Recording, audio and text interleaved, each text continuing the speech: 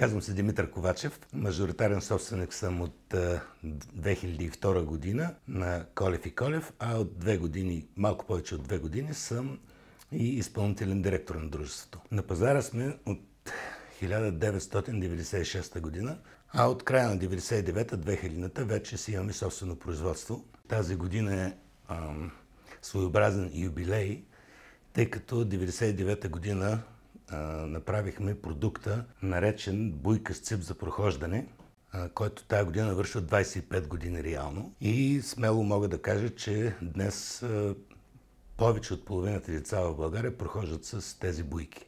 Основното наше преимущество е, че ние произвеждаме продукт с висока стойност. И това го правим вече почти 30 години. И с всеки един нов продукт ние ставаме все по-добри. Предлагаме все по-високо качество на нашите потребители.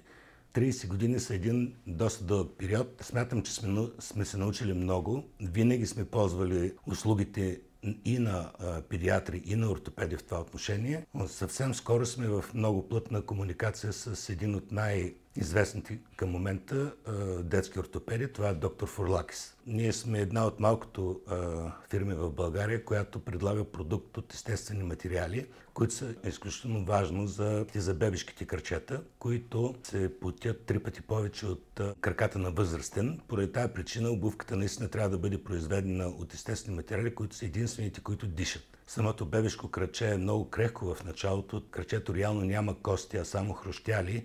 Поради тази причина е изобретена и буйката, за да може да се обува максимално лесно, без всякакво усилие, за да не деформирате самото краче. Винаги се стремим да използваме изключително меки ходила за обувките, които способстват развитието на мускулатурата на крачето. И смятам, че всички тези неща, събрани в куп, дават на нашия потребител един изключителен продукт, изключително важен за здравословното израстване на тяхното съкровище, ако мога така да го нарека.